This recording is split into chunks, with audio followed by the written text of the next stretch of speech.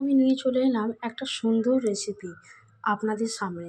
বাটাবাটির ঝামেলা বাদ দিয়ে এই গরমে কিভাবে খুব সহজে তাড়াতাড়ি রান্না করা যায় সেটাই পদ্ধতি আজকে আমি আপনাদের দেখাবো। অবশ্যই পছন্দ হলে একবার ট্রাই করে দেখতে পারেন রান্নাটা কেমন হয়েছে। এই দেখুন, এখানে আমি কেটে রেখেছি পেঁয়াজ কুচি, রসুন কুচি, আদা একটু ছিলে রেখেছি, টমেটো কুচি আর ডিমটা সেদ্ধ করে রেখেছি।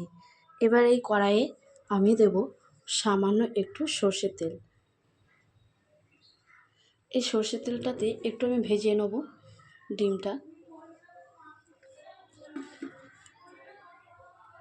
ডিমটায় সুন্দর একটু কালার আসার জন্য সামান্য একটু তেলে হলুদ দিয়ে দিচ্ছি। এবার তেলটা গরম হয়ে গেলে আমি এর মধ্যে সেদ্ধ ডিমটা ছেড়ে দেব।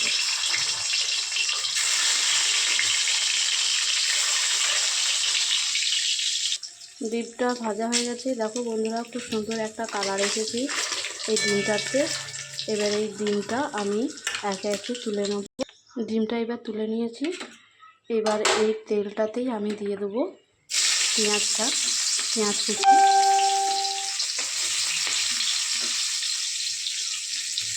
রসুন কুচি আর আদাটা যেটা একটু ঘষে রেখেছিলাম সেটা একটু দিয়ে দিলাম। এবার একটু এটা লাল করে ভেজে নেব।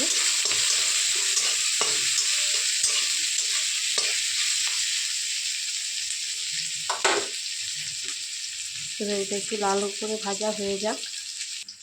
পেঁয়াজটা একটু লাল লাল ভাজা হয়ে গেছে। এরপর এর মধ্যে আমি দিয়ে দেবো টমেটোর কুচিটা।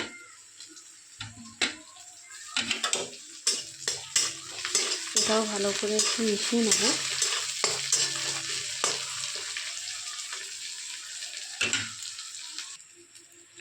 দেখো বন্ধুরা, এবার এটাও বেশ একটু লাল লাল হয়ে গেছে। এবার এর মধ্যে আমি একে একে সমস্ত মশলাগুলো দিয়ে দেবো।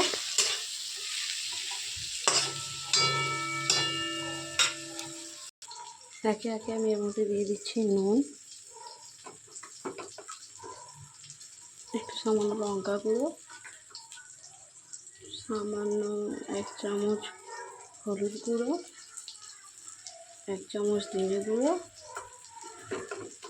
আর অল্প সামান্য গোলমরিচ গুঁড়ো। এবার এটা ভালো করে নাড়াচাড়া করে নেব।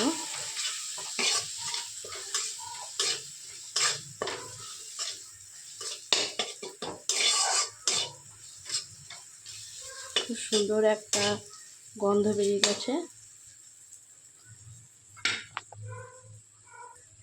দেখো বন্ধুরা, মশলাটা একটু কষা হয়ে যাচ্ছে।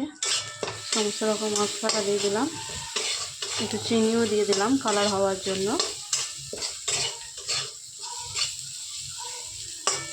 মশলাটা একটু ভাজা ভাজা হয়ে গেছে। এর মধ্যে 2-3টে কাঁচা লঙ্কা, ভেজে রাখা আলু,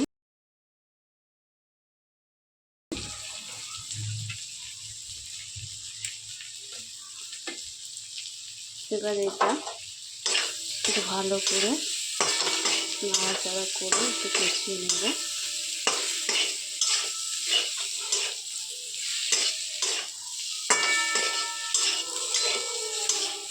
দেখুন বন্ধুরা, কত সুন্দর মিশে গেছে।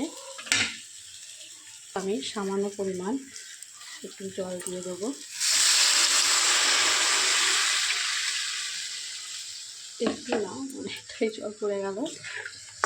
যাই হোক, একটু ফুটবে, জলটা তো সামান্য একটু মরেই যাবে।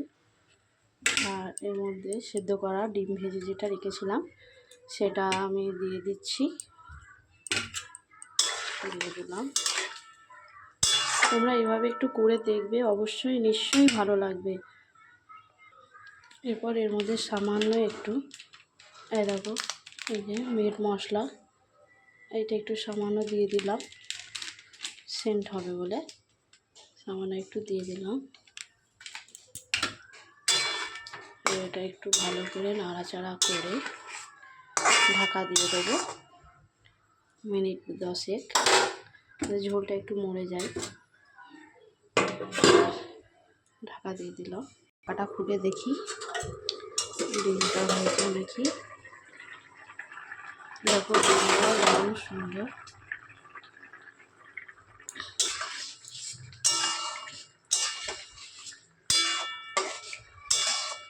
দেখো ঝোলটা একটু গাঢ় গাঢ় হয়ে গেছে।